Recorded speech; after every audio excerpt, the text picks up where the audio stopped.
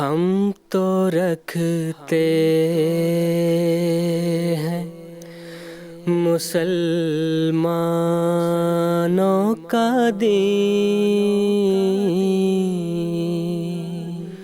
دل سے ہے خدا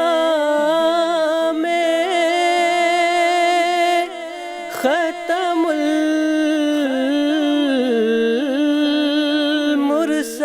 المرسلین، دل سے ہے خدا میں ختم المرسلین،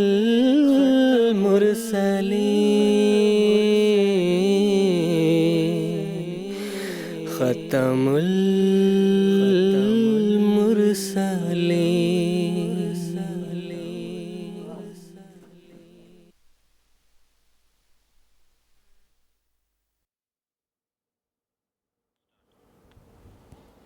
اعوذ باللہ من الشیطان الرجیم، بسم اللہ الرحمن الرحیم۔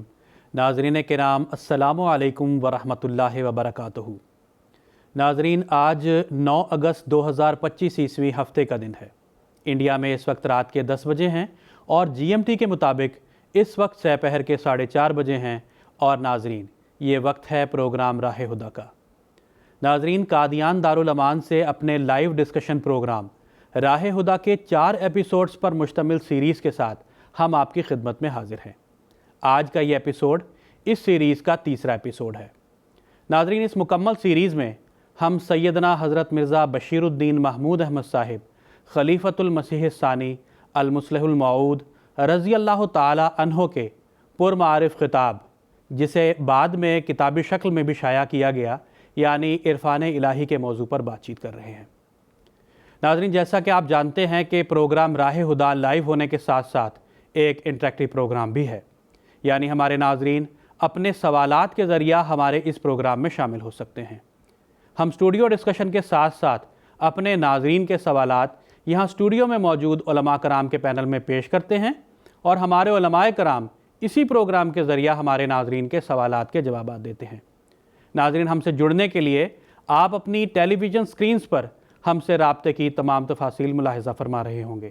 آپ ہم سے ٹیلی فونز لائنز کے ذریعہ رابطہ کر سکتے ہیں، اسی طرح ٹیکسٹ میسیجز، فیکس میسیجز اور ای میل کی سہولیت بھی دستیاب ہے۔ ناظرین، موضوع کی مناسبت سے آج کے اس ایپیسوڈ میں خاکسار سے بات چیت کرنے کے لیے علماء کرام کا جو پینل یہاں اسٹوڈیو میں موجود ہے، میں سب سے پہلے اس کا تعارف کروا دیتا ہوں۔ محترم مولانا منیر احمد خادم صاحب اور محترم مولانا عطاء المجیب لون صاحب آج کے ایپیسوڈ میں خاکسار کے ساتھ شریک گفتگو ہوں گے۔ میں ہر دو حضرات کا خیر مقدم کرتا ہوں۔ ناظرین، کیا انسان کا مقصد صرف کھانا پینا، سونا اور دنیا کے کاموں میں مشغول رہنا ہے؟ ہرگز نہیں۔ انسان ایک عظیم مقصد کے لیے پیدا کیا گیا ہے، اور وہ ہے اللہ کی معرفت حاصل کرنا۔ سیدنا حضرت مصلح موعود رضی اللہ تعالی عنہ نے اپنی شہرہ آفاق کتاب عرفان الہی میں نہایت حکمت اور دردمندی سے ہمیں یہ سمجھایا ہے کہ سچا سکون، حقیقی کامیابی اور ابدی نجات صرف اسی وقت ممکن ہے جب انسان اپنے رب کو پہچان لے۔ یہ کتاب نہ صرف فکری تسلی بخشتی ہے بلکہ عملی رہنمائی بھی فراہم کرتی ہے کہ ہم کیسے اپنی زندگی کو خدا تعالیٰ کی رضا کے مطابق ڈھال سکتے ہیں۔ ناظرین، آج کے پروگرام میں ہم اس کتاب کی روشنی میں ان نکات پر بات کریں گے جو ہماری روحانی ترقی میں مددگار ثابت ہو سکتے ہیں۔ ناظرین، اس مختصر سی تمہید کے بعد خاکسار آج کے ایپیسوڈ کا سب سے پہلا سوال محترم مولانا منیر احمد خادم صاحب سے یہ پوچھنا چاہتا ہے کہ دنیا میں اگر انسان کامیابی حاصل کرنا چاہتا ہے تو اس کامیابی کے حصول کے لیے اس کی محنت اور کوشش بھی درست ہونی چاہیے۔ اسی طرح کے لیے اللہ تعالیٰ فرماتا ہے وَلَيْسَ لِلْإِنسَانِ إِلَّا مَا سَعَى۔ تو خاکسار درخواست کرتا ہے کہ اس کی کچھ وضاحت فرمائیں، اور جیسا کہ میں نے ابھی عرض کیا کہ اس مکمل سیریز کا موضوع ہے عرفان الہی، تو عرفان الہی کی مناسبت سے بھی اس کو مزید واضح فرمانے کی درخواست ہے۔ جزاکم اللہ۔ بسم اللہ الرحمن الرحیم۔ جیسا کہ ابھی آپ نے بتایا ہے کہ سیدنا حضرت اقدس مرزا بشیر الدین محمود احمد خلیفۃ المسیح الثانی المصلح الموعود رضی اللہ تعالیٰ عنہ کا وہ لیکچر جو حضور نے 16 مارچ 1919 کو ارشاد فرمایا تھا، اس لیکچر میں عرفان الہی کے حوالہ سے جو حضور نے نکات بیان فرمائے تھے قرآن اور حدیث اور سیدنا حضرت اقدس مسیح موعود علیہ الصلاۃ والسلام کے ارشادات کی روشنی میں آج ان فرمودات کو پیش کرنا مقصود ہے۔ اور جیسا کہ ابھی آپ نے فرمایا ہے کہ ہر کام کے لیے صحیح کرنی پڑتی ہے، محنت کرنی پڑتی ہے، چاہے وہ دنیاوی کام ہو یا دینی کام ہو، تو عرفان الہی بھی جو ایک ایسا کام ہے کہ اس کے لیے بہت زیادہ محنت کی ضرورت ہے۔ اور حضرت مسلح موعود رضی اللہ تعالیٰ عنہ نے اپنی اسی کتاب عرفان الہی میں یہ فرمایا ہے کہ ہر کام کے کرنے کے لیے ایک تو محنت ضروری ہے، دوسرے یہ ہے کہ وہ محنت صحیح سمت میں ہو، صحیح راستوں پر اس محنت کو ڈالا جائے۔ حضور نے اس کی مثال دیتے ہوئے فرمایا کہ جیسے ایک طالب علم ہے،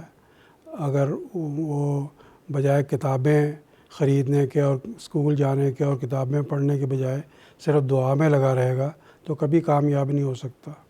دعا اس کی کامیابی کا ایک حصہ ہے، لیکن پہلے اس کے لیے کتابیں پڑھنا، محنت کرنا، اور پھر جو طریقہ ہے محنت کرنے کا اس کو استعمال کرنا وہ ضروری ہے۔ تو عرفان الہی کے حوالے سے بھی یہی بات ہے۔ اس کے لیے اللہ تعالیٰ نے قرآن مجید میں فرمایا والذین جاہدوا فینا لنہدینہم سبلنا، کہ وہ لوگ جو ہمیں حاصل کرنے کی کوشش کرتے ہیں تو ہم ان کے لیے ہدایت کے راستوں کو کھول دیتے ہیں، اور اللہ تعالیٰ محسنین کے ساتھ ہوتا ہے۔ ایک تو یہ فرمایا کہ مجاہدہ کرنا ہوگا، شدید مجاہدہ کرنا ہوگا اللہ کو حاصل کرنے کے لیے،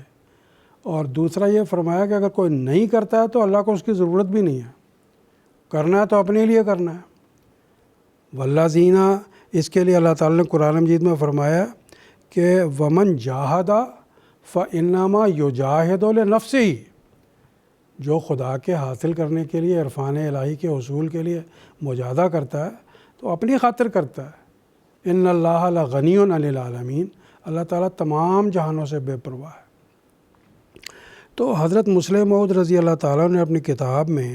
اس کے حوالے سے جو تمہیدی کلمات بیان فرمائے ہیں وہ پہلے میں اس سوال کے جواب میں پڑھ کر سناتا ہوں، اس کے بعد آگے انشاءاللہ جو حضور نے ذرائع بیان فرمائے ہیں ان کا کسی حد تک ذکر کروں گا۔ حضور فرماتے ہیں، یعنی حضرت مسلح موعود رضی اللہ تعالیٰ عنہ،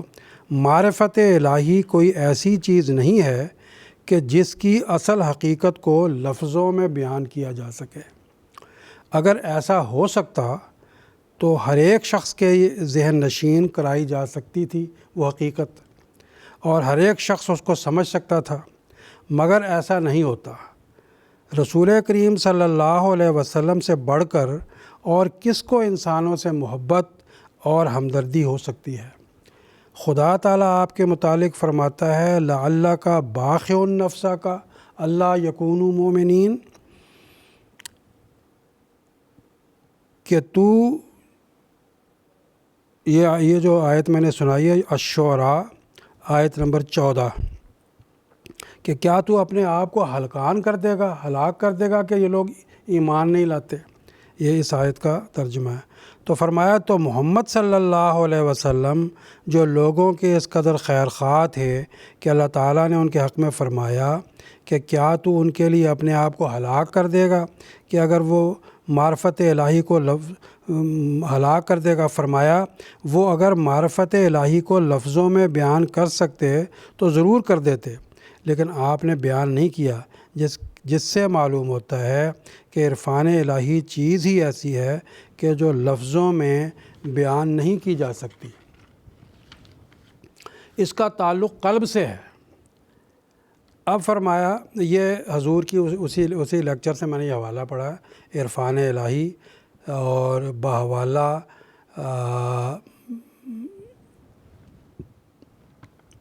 انوار العلوم صفحہ نمبر 354 اور 355۔ اب حضرت مسلم موعود رضی اللہ تعالیٰ عنہ آگے بیان فرماتے ہیں کہ عرفان الہی کے معنی ہیں اس ہستی کا پتہ لگانا جس کی صفات کو قرآن مجید نے بیان فرمایا ہے، اور اس کے لیے کیا کیا باتیں ضروری ہیں وہ حضور نے نمبر وار یہ بیان فرمائی ہیں، جو بڑی تفصیل سے وہ کتاب میں درج ہیں۔ میں نے خلاصے کے رنگ میں ان کو لیا ہے۔ پہلی بات حضور نے یہ بیان فرمائی ہے کہ عرفان الہی اس وقت حاصل ہو سکتا ہے جب کہ خدا تعالیٰ سے مشارکت پیدا کی جائے، یعنی جو خدا تعالیٰ کی صفات ہیں ان صفات کو انسان اپنانے کی کوشش کرے۔ مثال کے طور پر اللہ تعالیٰ رب العالمین ہے، اللہ تعالیٰ رحمان ہے، اللہ تعالیٰ رحیم ہے، اللہ تعالیٰ مالک یوم الدین ہے۔ تو انسان بھی اپنے دائرہ کے اندر، اور یہ دائرہ اسلام نے آ کر اس کو بڑا وسیع کر دیا، جیسے قرآن مجید نے جو رب العالمین کا لفظ استعمال فرمایا، اس سے پہلے الہامی کتب میں جو شرعی الہامی کتب بھی تھیں یہ تصور نہیں تھا، اور وہ انسان اور انسانوں کو آپس میں بانٹا کرتے تھے کہ یہ اونچے درجے کا انسان ہے، یہ نیچے درجے کا انسان ہے، یہ فلاں جگہ کا رہنے والا ہے وہ اس لیے افضل ہے، وہ فلاں جگہ کا رہنے والا ہے وہ اس لیے افضل ہے۔ تو قوموں کا جو تصور تھا، لیکن قرآن مجید نے آ کے اس کو مٹا دیا، رب العالمین فرمایا۔ تو پھر مسلمان معرفت الہی تب حاصل کر سکتا ہے کہ ذلی طور پر وہ بھی رب العالمین کا مثیل بنے، یعنی تمام دنیا کے انسان اس کے لیے برابر ہوں، تمام دنیا کے انسانوں کے متعلق وہ سوچے کہ میں نے کسی کو نقصان نہیں پہنچانا، تمام دنیا کے انسانوں کے متعلق وہ سوچے کہ میں نے سب کو فائدہ پہنچانا ہے، کوئی بلا لحاظ مذہب و ملت۔ اور اسی طرح اللہ تعالیٰ رحمان ہے، بن مانگے دیتا ہے۔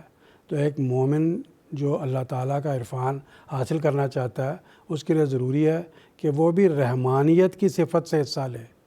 جیسے اللہ تعالیٰ بن مانگے دیتا ہے، وہ بھی اپنے معاملات میں، دنیاوی معاملات میں بن مانگے دینے کا جو ہے وہ خیال پیدا کرے، تصور پیدا کرے، اس کو عملی جامہ پہنانے کی کوشش کرے۔ جیسے اللہ تعالیٰ رحیم ہے تو تمام دنیا کے انسانوں کے لیے جیسے اللہ فرماتا ہے محنت کرو میں تمہارے محنت کا پھل دوں گا، تو اگر اس کے دائرے میں بھی اگر محنت کرنے والے لوگ ہیں، اس کے ساتھ ہیں، ملازم ہیں، تو مزدور ہیں، اللہ تعالیٰ فرماتا ہے کہ ان کے لیے وہ بھی رحیم بنے۔ اسلام میں تو یہاں تک کہا گیا ہے کہ مزدور کو جو اس کی مزدوری ہے اس کا پسینہ خشک ہونے سے پہلے دے دو، اور پھر کوئی اس میں جو ہے وہ تفریق نہیں ہے۔ تو یہ جو صفات باری تعالیٰ ہیں، جب انسان ان کو پہلے تو سمجھے کہ وہ کیا ہیں، پھر ان کے معنی اور ان کے مفاہیم کو سمجھے، پھر ان کو اپنی زندگی میں اتارنے کی کوشش کرے، جب وہ ان کو اپنی زندگی میں اتارنے کی کوشش کرے گا تو ہی وہ اللہ تعالیٰ کا عرفان اور اس کی معرفت حاصل کر سکتا ہے۔ آگے حضرت مسلم موعود رضی اللہ تعالیٰ عنہ نے فرمایا کہ نیکیوں پر عمل کرے اور بدیوں سے اجتناب کرے۔ عرفان الہی حاصل کرنے کا ایک طریق یہ بھی ہے۔ پھر آگے فرماتے ہیں اگر بدیاں ہو جاتی ہیں تو گناہوں سے توبہ کرے۔ بڑی تفصیل سے حضور نے توبہ کے حوالے سے اس کتاب میں بیان فرمایا ہے کہ توبہ کی کتنی شرائط ہیں اور ان پہ کیسے کیسے عمل کرنا چاہیے۔ آگے فرماتے ہیں کہ پھر یہ جو بدیوں کو چھوڑے گا اور نیکیوں کو کرے گا اور پھر توبہ کو اختیار کرے گا تو اس کو اسے حتی الموت اختیار کرنا ہے اگر عرفان الہی حاصل کرنا چاہتا ہے۔ کوئی آسان مضمون نہیں ہے۔ قرآن مجید میں اللہ تعالیٰ فرماتا ہے وَعْبُدْ رَبَّكَ حَتَّى يَأْتِيَكَ الْيَقِينُ،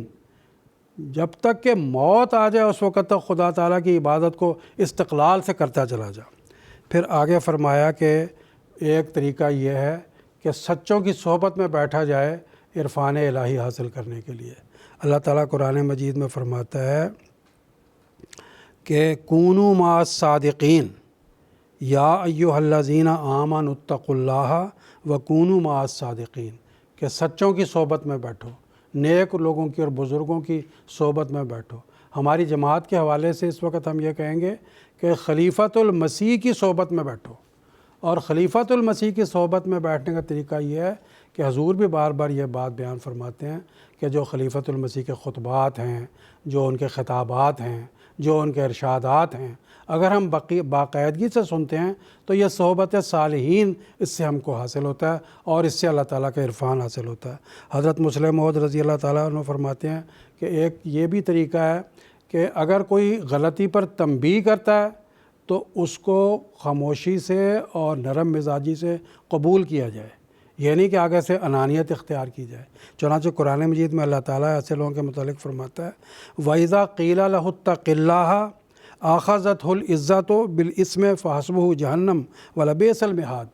کہ جب اس کو کہا جاتا ہے کہ اللہ تعالیٰ کا تقوی اختیار کرو، نیکی کے یہ کام بجا لاؤ، ان بدیوں کو چھوڑ دو، فرماتا آخذتہ العزت، اس کو عزت پکڑ لیتی ہے، انانیت پکڑ لیتی ہے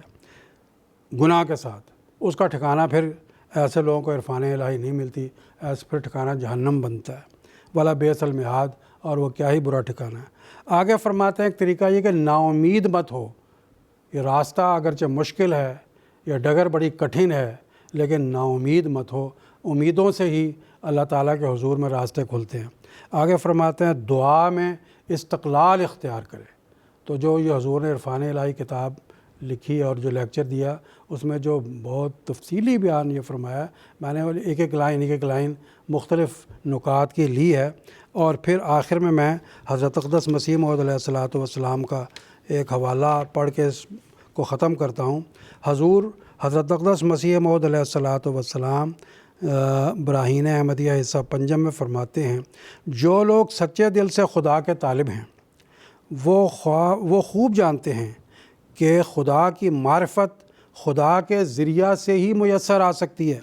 اور خدا کو خدا کے ساتھ ہی شناخت کر سکتے ہیں، اور خدا اپنی حجت آپ ہی پوری کر سکتا ہے، انسان کے اختیار میں نہیں، اور انسان کبھی کسی ہیلا سے گناہ سے بیزار ہو کر اس کا قرب حاصل نہیں کر سکتا جب تک معرفت کاملہ حاصل نہ ہو، اور اس جگہ کوئی کفارہ مفید نہیں اور کوئی طریق ایسا نہیں جو گناہ سے پاک کر سکے بجز اس کامل معرفت کے جو کامل محبت اور کامل خوف کو پیدا کرتی ہے۔ فرماتے ہیں اور کامل محبت اور کامل خوف یہی دونوں چیزیں ہیں جو گناہ سے روکتی ہیں، کیونکہ محبت اور خوف کی آگ جب بھڑکتی ہے تو گناہ کے خسو کا خاشاک کو جلا کر بھسم کر دیتی ہے،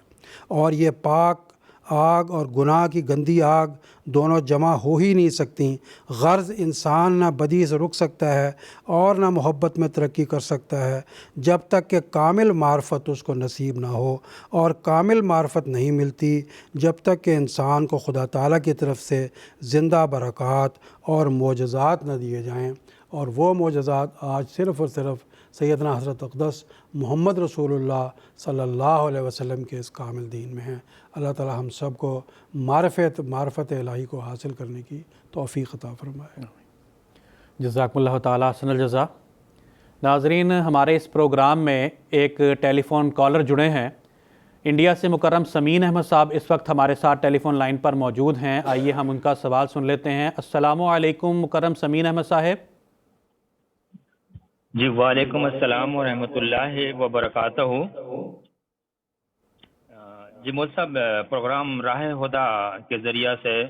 سیدنا حضور انور اید اللہ تعالیٰ بن نصر العزیز کی خدمت اقدس میں اور تمام ناظرین کی خدمت میں بھی السلام علیکم ورحمۃ اللہ وبرکاتہ کا تحفہ پیش ہے۔ خاکسار کا سوال ہے کہ ایک مومن اپنی روزمرہ زندگی میں عرفان الہی کو کیسے بڑھا سکتا ہے؟ اس سلسلہ میں اسلام کی کیا تعلیمات ہے؟ روشنی ڈالنے کی درخواست ہے۔ جزاکم اللہ تعالیٰ احسن الجزا۔ میں محترم مولانا عطاء المجیب لون صاحب سے درخواست کرتا ہوں کہ سوال کا جواب دیں۔ جی جزاکم اللہ۔ بسم اللہ الرحمن الرحیم۔ یہ سوال تو ہمارے چاروں ایپیسوڈ سے تعلق رکھتا ہے جو مکرم سمین صاحب نے پوچھا ہے، اور یہی باتیں ان ایپیسوڈز میں عرفان الہی کے حوالے سے بیان کی جا رہی ہیں۔ اور مکرم سمین صاحب نے پوچھا ہے کہ اسلامی تعلیمات کیا ہیں، تو میں یہ عرض کرنا چاہوں گا کہ اسلامی تعلیمات ساری کی ساری جتنی بھی تعلیمات اسلامی ہیں ان کا ماخذ، ان کا نتیجہ عرفان الہی ہے۔ جو بھی اللہ تعالیٰ نے قرآن مجید میں ہدایات بیان فرمائی ہیں وہ تمام ہدایات کا اصل نتیجہ جو ہے وہ عرفان الہی ہے، اللہ تعالیٰ کی ذات کا حصول، اس کی پہچان اور اس کا ادراک۔ اللہ تعالیٰ نے نمازیں فرض کی، روزہ فرض کیا، زکوٰۃ فرض کیا، حج فرض کیا، یہ ارکان اسلام ہیں، پھر کلمہ طیبہ ہم پڑھتے ہیں، تو یہ جو ارکان اسلام ہیں ان کا فرض کرنے کا مقصد ہی اللہ تعالیٰ کا حصول ہے، اللہ تعالیٰ کا عرفان ہے، اللہ تعالیٰ کا ادراک ہے، وہ ہمیں ملے، اور ہماری تمام عبادات کا مقصد ہی یہی ہے۔ ابھی مکرم منیر احمد خادم صاحب نے جو سوال آپ نے ان سے پوچھا، اس کے جواب میں بیان فرمایا اور قرآن مجید کی اس آیت کا ذکر فرمایا کہ والذین جاہدوا فینا لنہدینہم سبلنا۔ اللہ تعالیٰ کے راستے میں، اللہ تعالیٰ کا عرفان حاصل کرنے کے راستے میں اسی کو کامیابی ملتی ہے جو اس راستے میں کوشش کو جاری رکھتا ہے۔ اور یہ ایسا اللہ تعالیٰ کا عرفان جو ہے یہ ایسا کام ہے، ایسی چیز ہے کہ اس کی کوئی انتہا نہیں ہے۔ یہ کوئی ایسا نہیں ہے کہ ایک امتحان کی تیاری ایک بچے نے کر لی، امتحان پاس کر لیا، رزلٹ آ گیا اور کام ختم ہو گیا۔ اللہ تعالیٰ کا عرفان ایک لامتناہی سلسلہ ہے، وہ انسان کو ایک دم سے حاصل نہیں ہو سکتا، اس کے لیے مسلسل کوشش، روزانہ کوشش کرنے کی ضرورت ہے، اور اللہ تعالیٰ نے جو احکام ہمیں قرآن مجید میں ہمیں عطا فرمائے ہیں ان پر عمل کرنے کی ضرورت ہے۔ اور سب سے بڑی چیز جس کی طرف حضرت مسیح موعود علیہ السلام نے بار بار ہمیں توجہ دلائی ہے وہ دعا ہے۔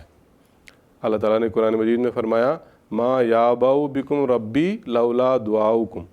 کہ اللہ تعالیٰ تمہاری کوئی پرواہ نہ کرتا اگر تمہاری دعائیں نہ ہوتی، تمہاری پکار نہ ہوتی اللہ تعالیٰ کے لیے، اللہ تعالیٰ کو حاصل کرنے کے لیے۔ تو سب سے بڑی چیز جو ہے وہ دراصل دعا ہے، جس کے ذریعے ہم اللہ تعالیٰ کو حاصل کر سکتے ہیں اور اللہ تعالیٰ کے عرفان میں روزانہ ترقی کر سکتے ہیں۔ باتیں تو اس حوالے سے بہت ساری بیان کی جا سکتی ہیں، جیسے کہ میں نے کہا تمام اسلامی تعلیمات کا نچوڑ ہی یہی ہے، لیکن میں آخر پر حضرت مسیح موعود علیہ السلام کے ایک فقرے پر اپنی بات ختم کروں گا کہ اگر ہم تمام اسلامی تعلیمات کا خلاصہ بیان کرنا چاہیں تو میں سمجھتا ہوں کہ اس فقرے میں وہ تمام تعلیمات حضرت مسیح موعود علیہ السلام نے ان کا خلاصہ اس فقرے میں بیان فرمایا۔ حضرت مسیح موعود علیہ السلام فرماتے ہیں کہ ہر صبح، تمہاری ہر صبح یہ گواہی دے کہ تم نے تقوی کے ساتھ رات بسر کی، اور ہر شام تمہاری یہ گواہی دے کہ تم نے ڈرتے ڈرتے دن بسر کیا۔ اگر یہ چیز ہمیں حاصل ہو جائے، ہمارا دن کا ہر لمحہ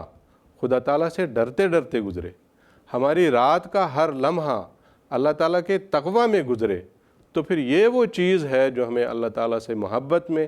اللہ تعالیٰ کے عرفان میں اور اللہ تعالیٰ کی پہچان میں بڑھاتا چلا جائے گا، اور اس کے نتیجے میں پھر اللہ تعالیٰ کا لقاء اور اس کا وصال ہمیں حاصل ہوگا، اور اس کے نتیجے میں پھر اللہ تعالیٰ کے ساتھ جو ہمارا تعلق ہے وہ مضبوط ہوگا اور مضبوط تر ہوتا چلا جائے گا۔ جزاکم اللہ تعالیٰ احسن الجزا۔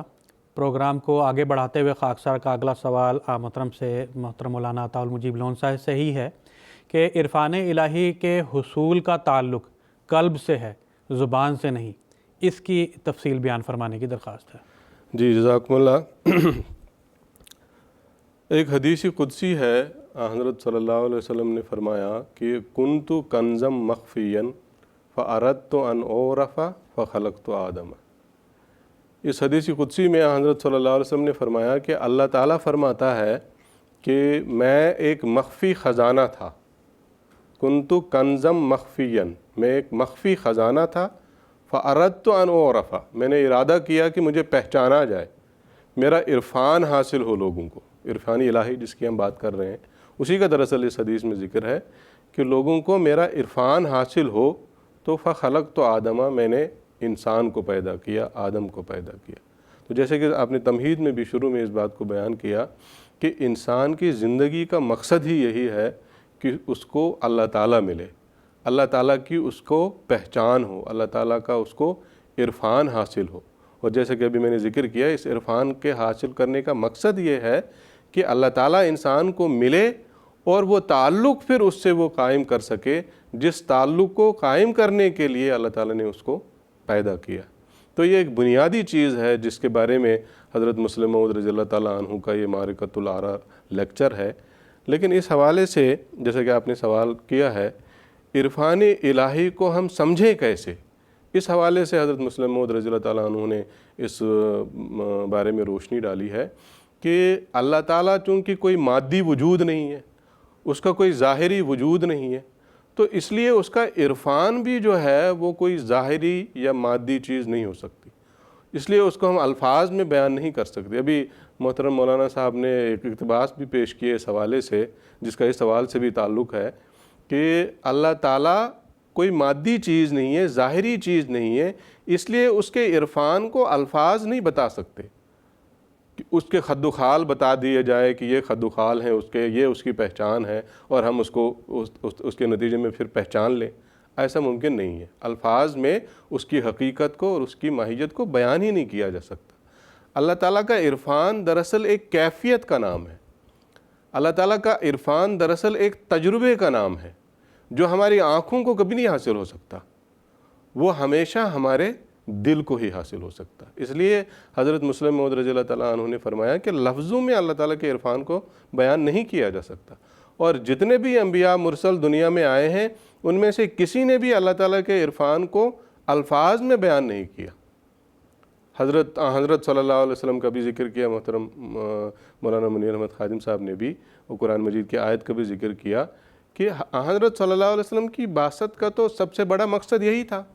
کہ لوگوں کو اللہ تعالیٰ ملے، لوگ اللہ تعالیٰ کی طرف آئیں، وہ جو بھٹکے ہوئے تھے، وہ جو گمراہی میں مبتلا تھے، وہ اللہ تعالیٰ کو پہچانیں،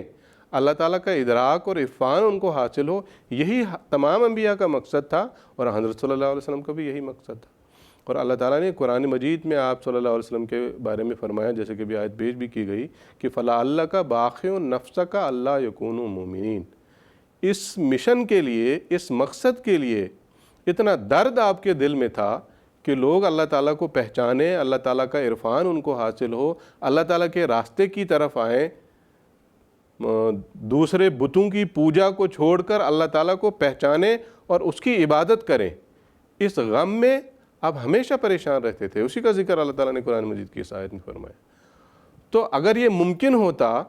کہ اللہ تعالیٰ کی پہچان الفاظ سے کرائی جاتی تو حضرت صلی اللہ علیہ وسلم کرا دیتے کہ یہ اللہ تعالیٰ کے خد و خال ہیں، وہ آپ صلی اللہ علیہ وسلم بیان فرماتے۔ تو اتنا درد ہونے کے باوجود بھی بنی نوع انسان کے لیے کہ وہ اللہ تعالیٰ کو پالیں، اللہ تعالیٰ پر ایمان لائیں، تبھی آپ نے الفاظ میں عرفان الہی کو بیان نہیں کیا۔ کیوں؟ کیونکہ اس کی وجہ یہ ہے کہ عرفان الہی کا تعلق الفاظ سے نہیں ہے، بلکہ جیسے کہ میں نے ابھی عرض کیا، ایک تجربہ ہے جو دل کو ہوتا ہے، ایک کیفیت ہے جس کو دل محسوس کرتا ہے۔ حضرت مسلم موعود رضی اللہ تعالیٰ عنہ نے اسی ضمن میں میٹھے کی مثال بیان فرمائی کہ میٹھا ہے، اس کے بارے میں الفاظ میں یہ تو بیان کیا جا سکتا ہے کہ میٹھا ایسے بنتا ہے، اس طریق سے وہ بنایا جاتا ہے، لیکن جو اس میٹھے کا مزہ ہے اس کو الفاظ میں نہیں بیان کیا جا سکتا۔ جب تک انسان اس میٹھے کو چکھے گا نہیں، زبان پہ رکھے گا نہیں، اس کو اس میٹھے کا تجربہ نہیں ہو سکتا، اس کیفیت سے وہ نہیں گزر سکتا۔ تو عرفان الہی بھی دراصل اسی طرح ایک کیفیت اور تجربے کا نام ہے جس کو الفاظ میں بیان نہیں کیا جا سکتا۔ اس کے لیے ذرائع تو بتائے جا سکتے ہیں، جیسے کہ ذرائع ذکر بھی کیے گئے ہیں حضرت مسلم موعود رضی اللہ تعالیٰ عنہ نے اس کتاب میں، تو ذرائع تو بتائے جا سکتے ہیں کہ عرفان الہی حاصل کیسے ہوگا،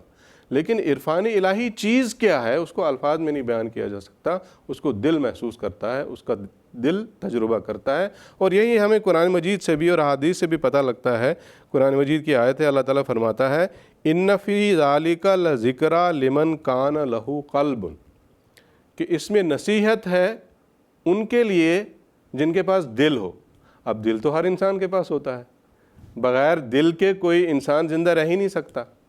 تو اس میں اللہ تعالیٰ کا یہ فرمانا کہ نصیحت ہے اس کے لیے جس کے پاس دل ہو، اس کا مطلب یہی ہے دراصل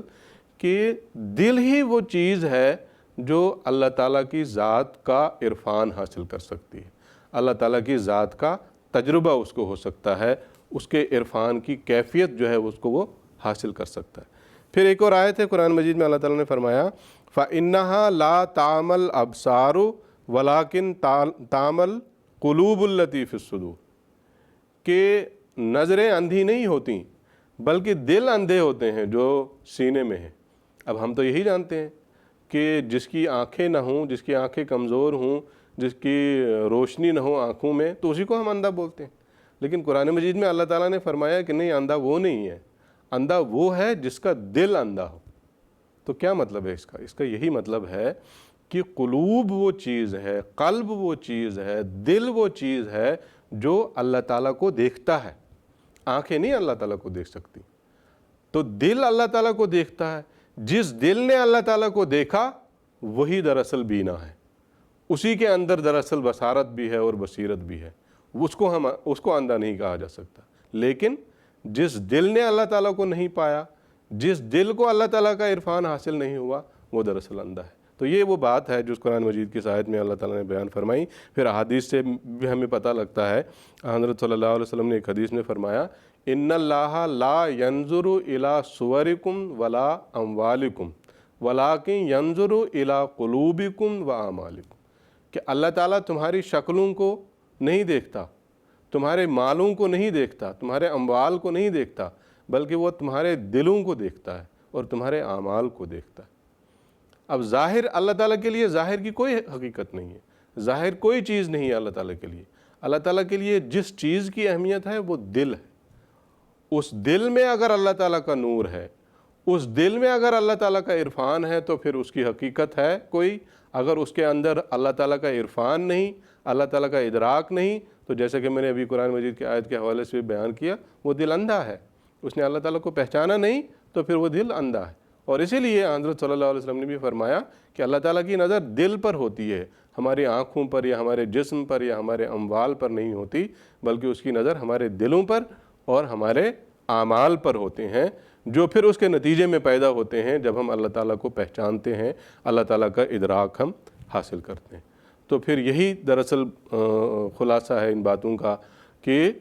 اللہ تعالیٰ کے عرفان کو الفاظ میں بیان نہیں کیا جا سکتا، وہ ایک تجربہ اور ایک کیفیت ہے جو دل کو ہوتا ہے۔ ہاں، اللہ تعالیٰ کے عرفان کے ذرائع بیان کیے جا سکتے ہیں، جیسے کہ بھی محترم مولانا منیر صاحب نے خلاصتاً چند ایک کا ذکر بھی کیا، جس میں حضرت مسلم موعود رضی اللہ تعالیٰ عنہ نے فرمایا کہ اگر ہمیں اللہ تعالیٰ کو پہچاننا ہے تو ہمیں اللہ تعالیٰ کے ساتھ اپنے آپ کو اللہ تعالیٰ کے ساتھ مناسبت پیدا کرنی ہوگی۔ دو چیزوں میں اگر مناسبت نہیں ہوگی، مشارکت نہیں ہوگی، تو ان کا آپس میں تعلق نہیں پیدا ہو سکتا۔ اللہ تعالیٰ کو اگر ہم نے پہچاننا ہے تو ہمیں اللہ تعالیٰ کے ساتھ مناسبت پیدا کرنی ہوگی۔ وہ مناسبت کیسے پیدا ہوگی؟ اس کے بارے میں حضرت صلی اللہ علیہ وسلم نے فرمایا، تخلقوا باخلاق اللہ، کہ اللہ تعالیٰ کے اخلاق کو اپناؤ، اللہ تعالیٰ کی صفات کو اپناؤ گے تو پھر تم اللہ تعالیٰ کے ساتھ مناسبت اختیار کر سکتے ہو، اور پھر ہی تمہیں اللہ تعالیٰ کا عرفان حاصل ہو سکتا ہے۔ قرآن مجید میں اللہ تعالیٰ نے فرمایا، لیسا کمثلہ شیء، اللہ تعالیٰ جیسی کوئی چیز نہیں ہے دنیا میں، اس کی مثال جو ہے کسی چیز سے نہیں دی جا سکتی۔ اس لیے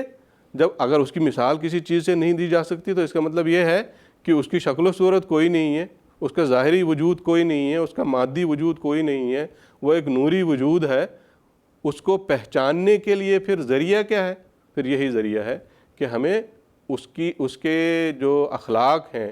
اس کی جو صفات ہیں جو قرآن مجید میں بیان ہوئی ہیں، ان صفات کو اپنانا ہوگا۔ ان صفات کو جب ہم اپنائیں گے تو پھر اس کے نتیجے میں ہماری اللہ تعالیٰ سے مناسبت پیدا ہوگی، اور اس مناسبت کے نتیجے میں پھر ہمیں اللہ تعالیٰ کا عرفان حاصل ہوگا۔ اللہ تعالیٰ کیا ہے، وہ ذات کیسی ہے، وہ ذات، اس ذات کا ہمیں حقیقی عرفان نصیب ہوگا اور حقیقی ادراک نصیب ہوگا، اور اس کے بعد پھر ہم اس کے ساتھ جو تعلق ہمارا ہونا چاہیے وہ تعلق بھی ہمارا پیدا ہوگا۔ تو خلاصہ یہی ہے جو حضرت مسلم موعود رضی اللہ تعالیٰ عنہ نے یہاں بیان فرمایا کہ عرفان الہی کی حقیقت کو الفاظ میں کلیتاً بیان نہیں کیا جا سکتا۔ اگر بیان کیا جا سکتا تھا تو سب سے بڑھ کر حضرت صلی اللہ علیہ وسلم بیان فرماتے، آپ نے بھی نہیں بیان فرمایا۔ اس لیے یہ ایک دل کی کیفیت کا نام ہے، قلوب کی کیفیت کا نام ہے، دل ہے جو اللہ تعالیٰ کو پہچانتا ہے، اللہ تعالیٰ کا ادراک حاصل کرتا ہے۔ الفاظ میں اس حقیقت کو بیان نہیں کیا جا سکتا۔ ہاں، اس کے ذرائع ہم بتا سکتے ہیں کہ اللہ تعالیٰ کے عرفان کے حصول کے ذرائع کیا ہیں، اور وہ حضرت مسلم موعود رضی اللہ تعالیٰ عنہ نے بڑے واضح رنگ میں اس کتاب میں بیان فرمائے۔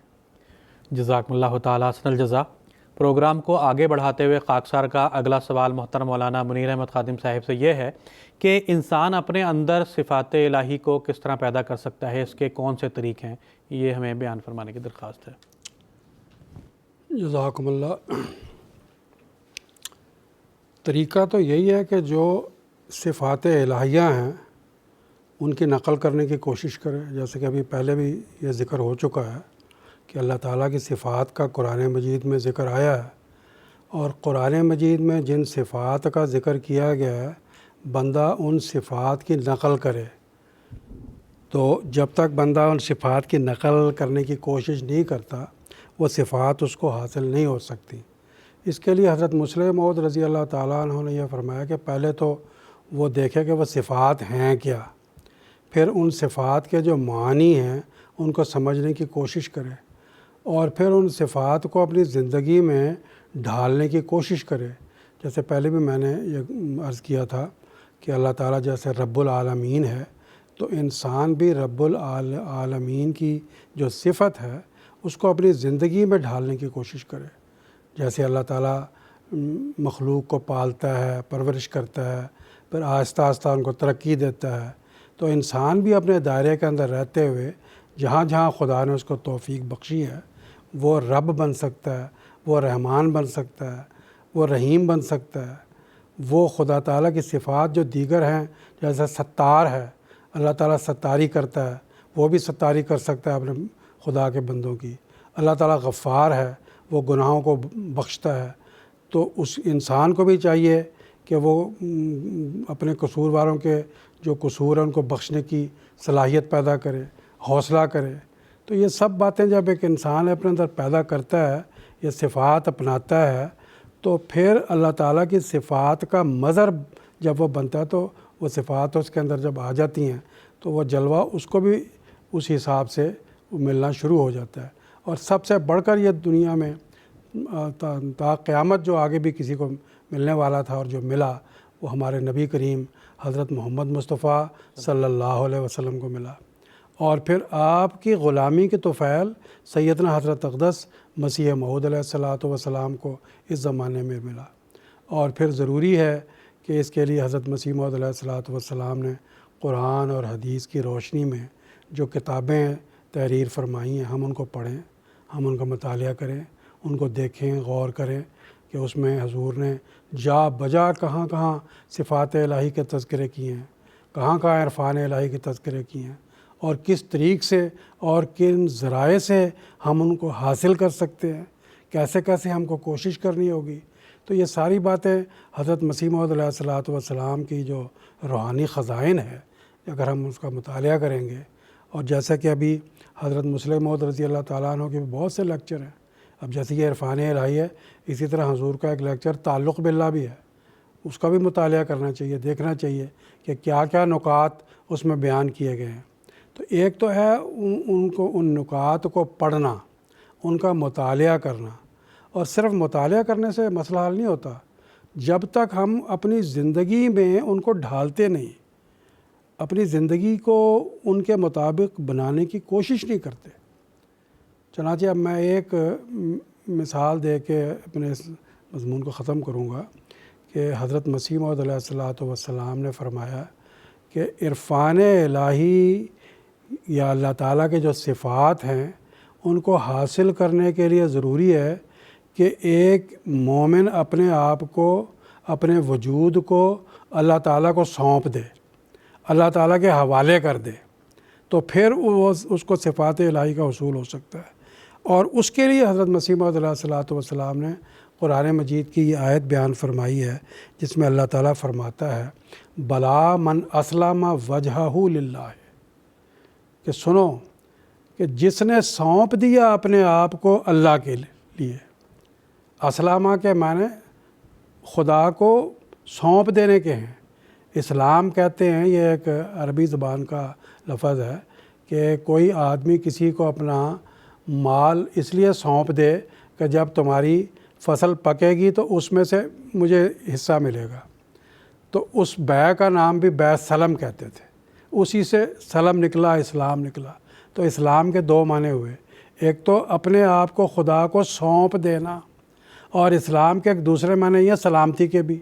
اپنے ساتھ کے بنی نوع انسان کے ساتھ سلامتی سے، محبت سے، رواداری کے ساتھ رہنا، بلا لحاظ مذہب و ملت دنیا میں سلامتی کو پھیلانا۔ اسی لیے اسلام نام اس مذہب کا رکھا گیا جس کو ہم مانتے ہیں، جس میں ایک تو خدا کو سونپ دینا ہے، دوسرے بنی نوع انسان کے ساتھ امن و سلامتی کے ساتھ رہنا ہے۔ چنانچہ اس آیت میں فرمایا گیا کہ من اسلم وجہہ للہ ہے، جس نے خود کو اللہ کے سپرد کر دیا، اللہ کو سونپ دیا، کیا ہوگا؟ وہ محسن، اور وہ محسن بھی ہو۔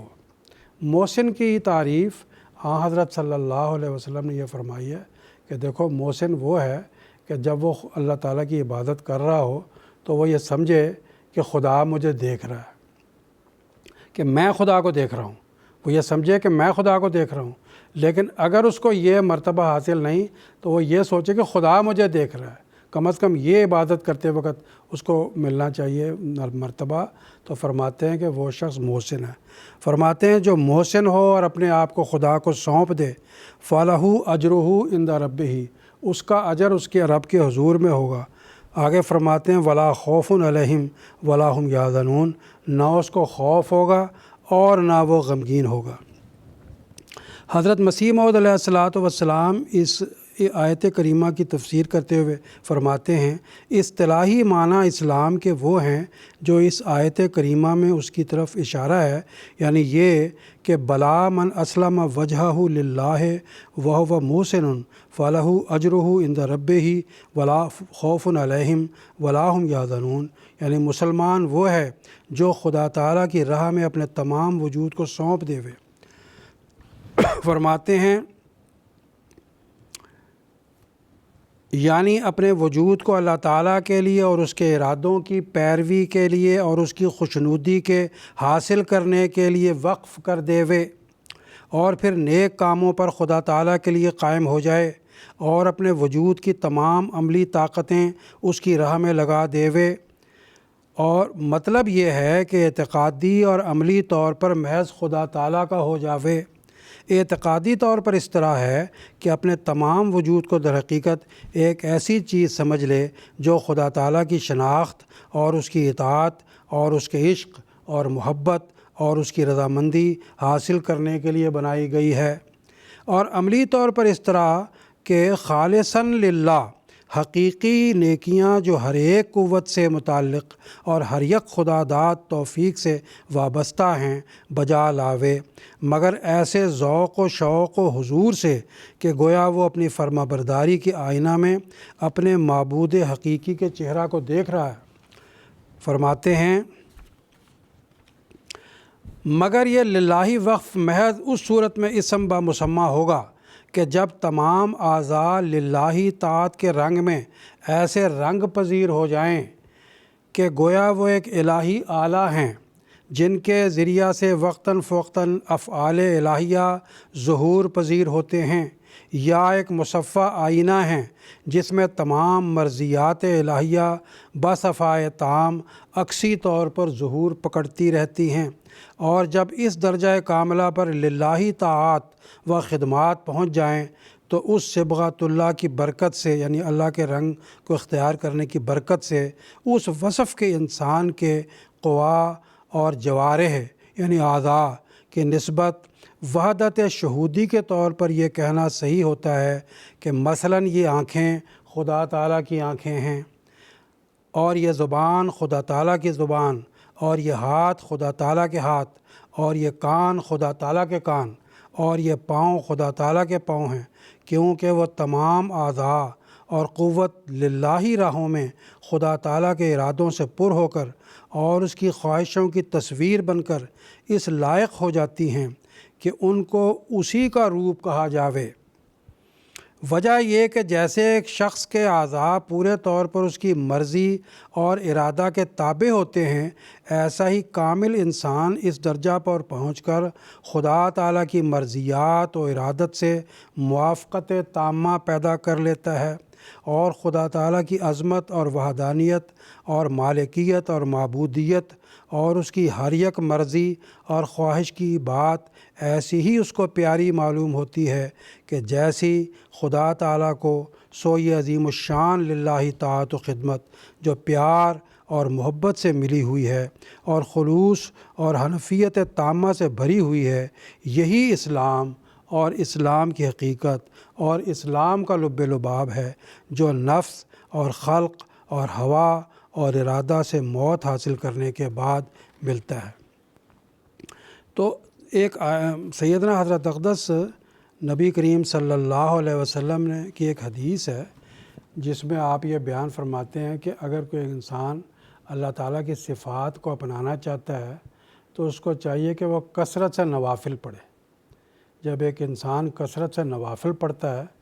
تو جو ایسے حضور نے فرمایا کہ وہ اللہ تعالیٰ کے اعضاء اس کے اعضاء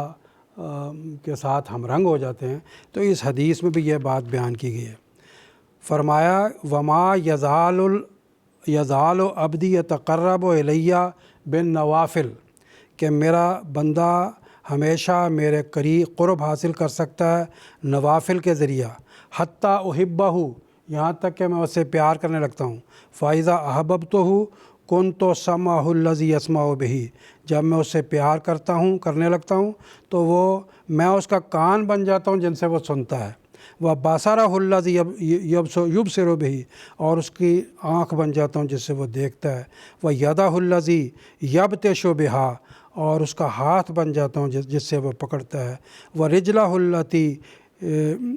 یمشی بہا، اور اس کے پاؤں بن جاتا ہوں جن سے وہ چلتا ہے۔ وَإِن سَأَلَنِی لَأُوتِیَنَّہُ، وہ مجھ سے مانگے تو میں اس کو دیتا ہوں۔ وَلَئِنِ اسْتَعَاذَنِی، اگر وہ مجھ سے پناہ طلب کرتا ہے، لَأُعِیذَنَّہُ، تو میں اس کو پناہ دیتا ہوں۔ تو اللہ تعالیٰ کی صفات جب انسان حاصل کرتا ہے، ان کا عکس اپنے اندر اختیار کرتا ہے، تو پھر اللہ تعالیٰ بھی اس کی اعضاء اور اس کے عکسی طور پر اس کے اندر منعکس ہو جاتے ہیں۔ چنانچہ حضرت صلی اللہ علیہ وسلم کے متعلق قرآن مجید میں آتا ہے کہ جنگ بدر کے موقع پر آپ نے جو ایک مٹھی اٹھا کر پھینکی تھی کفار کی طرف، فرمایا وما رمایتا اذ رمایتا ولکن اللہ رما، کہ یہ مٹھی جو آپ نے پھینکی تھی آپ کے ہاتھ نے نہیں پھینکی تھی، یہ پیچھے اللہ تعالیٰ کا ہاتھ تھا، اس نے پھینکی تھی۔ اور پھر جو آپ بیعت لیتے تھے، قرآن مجید میں بھی اس کا ذکر آتا ہے کہ آپ جو بیعت لیتے ہیں، یہ آپ بیعت نہیں لیتے، اللہ کا ہاتھ آپ کے ہاتھ کے اوپر ہے۔ تو یہ جو حضرت مسیح موعود علیہ السلام نے فرمایا کہ جو عرفان الہی حاصل کرتا ہے، جو صفات الہی کو اپنے اندر جذب کر لیتا ہے، اللہ تعالیٰ عکسی طور پر اس کے اندر آ جاتا ہے۔ اور پھر ایسے ہی لوگوں کے متعلق جو مسیح موعود علیہ السلام فرماتے ہیں کہ صوفیہ کہتے ہیں کہ وہ اطفال اللہ ہیں، اللہ کے بیٹے ہیں۔ اسی سے عیسائیوں کو دھوکہ لگا کہ جب حضرت عیسیٰ علیہ السلام نے خود کو کہا کہ میں خدا کا بیٹا ہوں، تو انہوں نے سمجھ لیا واقعی حقیقی طور پر خدا کا بیٹا ہے، اور پھر جو ہے وہ آج تک خدا کا بیٹا کر کے شرک بنا کے اس کو پوجا کرتے ہیں، حالانکہ وہ غلط ہے۔ وہ تمثیلی طور پر تھا کہ انہوں نے خدا تعالیٰ کے صفات کا عکس اپنے اندر سمو لیا تھا، اور ان معنوں میں وہ کہتے تھے کہ میں ابن اللہ ہوں، اور ان معنوں میں تو خدا کے سب نبی ابن اللہ ہیں، اور اولیاء اللہ بھی خود کو کہتے ہیں کہ ہم اطفال اللہ ہیں۔ تو اللہ تعالیٰ کی جو صفات ہیں ان کو حاصل کرنے کے لیے ضروری ہے کہ انسان اللہ تعالیٰ کا عکس اپنے اندر پیدا کرے، اس کی صفات کا، اور ان کو اپنی زندگی کے اندر اپنے دل کے ذریعے، جیسا کہ مول صاحب نے فرمایا، کہ اس کو جاری کرنے کی کوشش کرے۔ تو اللہ تعالیٰ ہم سب کو اس کی توفیق عطا فرمائے۔ جزاکم اللہ تعالیٰ حسن الجزا۔ پروگرام کو آگے بڑھاتے ہوئے خاکسار کا اگلا سوال محترم مولانا عطاء المجیب لون صاحب سے یہ ہے کہ انسان گناہ کا ارتکاب کیوں کرتا ہے؟ سیدنا حضرت مسلح موعود رضی اللہ تعالیٰ عنہ کے اس لیکچر عرفان الہی کی روشنی میں اس کی کچھ وضاحت فرمانے کی درخواست۔ جزاکم اللہ۔ جیسے کہ ابھی ذکر چل رہا ہے کہ اللہ تعالیٰ کا عرفان حاصل کرنے کے لیے یہ ضروری ہے کہ ہم اللہ تعالیٰ کی صفات اپنے اندر پیدا کر لیں، اور اللہ تعالیٰ کی صفات اپنے اندر پیدا کرنے کے لیے یہ ضروری ہے کہ ہم گناہوں سے بچیں۔ اپنے دل کو گناہوں سے پاک رکھیں۔ جب تک ہم اپنے دل کو گناہوں سے پاک نہیں رکھیں گے، جب تک ہمارا برتن صاف نہیں ہوگا، پاک نہیں ہوگا، اس میں خدا جیسا مقدس وجود داخل نہیں ہو سکتا۔ تو دل کو گناہوں سے بچا کے رکھنا، محفوظ رکھنا، یہ بہت زیادہ ضروری ہے۔ تو اسی ضمن میں حضرت مسلم موعود رضی اللہ تعالیٰ عنہ نے یہاں پر ذکر فرمایا کہ انسان گناہ کرتا ہے، گناہوں سے اس کا بچنا ضروری ہے۔ اور انسان گناہ کیوں کرتا ہے، اس کی 2-3 وجوہات اور 2-3 صورتیں حضرت مسلم موعود رضی اللہ تعالیٰ عنہ نے یہاں اس کتاب میں بیان فرمائی۔ سب سے پہلی صورت حضور نے فرمایا کہ بعض دفعہ انسان گناہ کرتا ہے اور اس کو گناہ کا علم نہیں ہوتا، یعنی لا علمی میں گناہ کرتا ہے، وہ معلوم نہیں ہوتا اس کو کہ میں گناہ کر رہا ہوں، لیکن وہ گناہ کر رہا ہوتا ہے۔ حضور نے فرمایا کہ بے شک ہر انسان کو اس بات کا علم ہے کہ جھوٹ گناہ ہے، چوری گناہ ہے، ڈاکہ ڈالنا گناہ ہے، لوٹ کھسوٹ کرنا گناہ ہے، وغیرہ مختلف جو موٹی موٹی برائیاں ہیں وہ تو سب کو پتہ ہوتی ہیں، لیکن بعض ایسی برائیاں ہیں جو نسبتاً چھوٹی برائیاں ہوتی ہے، وہ انسان کر رہا ہوتا ہے لیکن اس کو علم نہیں ہوتا اس بات کا کہ میں گناہ کر رہا ہوں۔ حضور نے مثال کے طور پہ بیان فرمایا کہ ایک مکان ہے، اگر ہم اس کی 4 دیواریں کھڑی کر کے کہہ لیں کہ مکان پورا ہو گیا تو وہ ہماری بے وقوفی ہوگی۔ جب تک مکان پورا تب تک نہیں ہو سکتا جب تک ہم اس کے اوپر چھت نہ ڈالیں، اس کے کھڑکیاں بنائیں، اس کے دروازے بنائیں، اس کے روشن دان ہم رکھیں، باقی ساری چیزیں جو بھی ایک مکان کے لیے ضروری ہیں، وہ جب تک اس کے اندر نہیں ہوں گی پوری کی پوری، تب تک وہ مکان نہیں کہلا سکتا۔ ہماری ضروریات زندگی پورا کرنے کے لیے جو جس حد تک ضروری چیزیں ہیں وہ اس حد تک اس میں نہیں ہوں گی تو مکان نہیں کہلا سکتا وہ۔ اسی طرح ایک انسان کو ہر برائی سے بچنا ضروری ہے، چاہے اس کو اس برائی کا علم ہے چاہے نہیں ہے۔ تو ایک وجہ حضور نے بیان یہ فرمائی کہ لا علمی میں بعض چھوٹی چھوٹی برائیاں انسان کر رہا ہوتا ہے لیکن اس کو علم نہیں ہوتا، اس وجہ سے گناہ کر رہا ہوتا۔ دوسری وجہ حضور رضی اللہ تعالیٰ عنہ نے یہ بیان فرمائی کہ بعض دفعہ ایسا ہوتا ہے یا بعض لوگ ایسے ہوتے ہیں کہ جن کو پتہ ہوتا ہے کہ برائی کیا ہے، کوئی ایک چیز، کوئی ایک فعل جو ہے، کوئی ایک کام جو ہے وہ برا ہے، اس کو پتہ ہے، لیکن جب وہ کر رہا ہوتا ہے اس وقت وہ بھول جاتا ہے، اس وقت اس کے ذہن میں ہی نہیں رہتا۔ جیسے مثال کے طور پر حضور نے مثال بیان فرمائی کہ جھوٹ بولنا ایک برائی ہے، ایک بری چیز ہے، ایک برا فعل ہے، ایک بدی ہے، وہ اس کو پتہ ہے ایک انسان کو، لیکن جب جھوٹ بولنے کا موقع آتا ہے اس وقت اس کو یاد ہی نہیں رہتا کہ میں جھوٹ بول رہا ہوں۔ پھر حضور نے فرمایا کہ گالی گلوچ کرنا ایک برائی ہے۔ بعض دفعہ کسی کے ساتھ کوئی انبن ہو گئی، لڑائی جھگڑا ہو گیا تو گالی گلوچ شروع کر دیتا ہے، لیکن جب وہ گالی گلوچ کر رہا ہوتا ہے اس وقت اس کو اس بات کا احساس نہیں ہوتا کہ میں ایک غلط چیز کر رہا ہوں۔ بعد میں پچھتاوا ہوتا ہے اس کو، جب اس کو آتا ہے ذہن میں، کیونکہ اس کو پتہ ہے برائی ہے، جب اس کو بعد میں پھر احساس ہوتا ہے اس بات کا کہ میں نے یہ کام کیا ہے تو پھر وہ پچھتاتا ہے کہ میں نے برا کام کیا ہے، مجھے یہ نہیں کرنا چاہیے تھا۔ تو یہ دوسری صورت حضور نے فرمائی کہ انسان کے گناہ کرنے کی یہ دوسری وجہ ہے۔ تیسری صورت اور وجہ حضور نے یہ بیان فرمائی کہ ان دونوں کے علاوہ کہ بعض دفعہ ایسا بھی ہوتا ہے کہ ایک انسان کو یہ بھی پتہ ہے کہ یہ گناہ کیا ہے، اور جب گناہ کر رہا ہوتا ہے تو اس وقت بھی اس کو پتہ ہوتا ہے کہ میں گناہ کر رہا ہوں۔ عمدن او خطن آتا ہے نا، کہ خطن کا مطلب جو غلطی سے کوئی برائی ہو گئی اس کو خطن کہتے ہیں، عمدن کا مطلب ہے جان بوجھ کر گناہ کرنا۔ تو وہ حضور نے بیان فرمائی یہاں کہ ایک انسان جان بوجھ کر، جانتے ہوئے، برائی کرتے ہوئے بھی اس کو اس بات کا احساس ہوتا ہے کہ میں برائی کر رہا ہوں لیکن پھر بھی کر رہا ہوتا ہوں۔ تو یہ 3 وجوہات ہیں انسان کی جن کی وجہ سے انسان برائی کا ارتکاب کرتا ہے، گناہ کا ارتکاب کرتا ہے، اور وہ یہ تینوں چیزیں جو ہیں، تینوں صورتیں جو ہیں وہ انسان کو خدا تعالیٰ کے عرفان سے دور رکھتی ہیں، اس کے دل کو ناپاک رکھتی ہیں، اور جب تک دل ناپاک ہوگا تب تک وہ اللہ تعالیٰ کا وجود، جیسے کہ میں نے شروع میں ہی عرض کیا، اللہ تعالیٰ کا وجود اس ناپاک برتن میں، اس ناپاک دل میں داخل نہیں ہو سکتا۔ تو گناہوں سے بچنا، گناہوں سے اپنے آپ کو صاف رکھنا، گناہوں سے اپنے آپ کو پاک رکھنا، یہ سب سے بنیادی چیز ہے اور ضروری چیز ہے۔ اس ضمن میں حضور رضی اللہ تعالیٰ عنہ نے پھر آگے مزید اس کی تفصیل بیان فرماتے ہوئے یہ بھی بیان فرمایا کہ برائیوں سے کیسے بچا جا سکتا ہے۔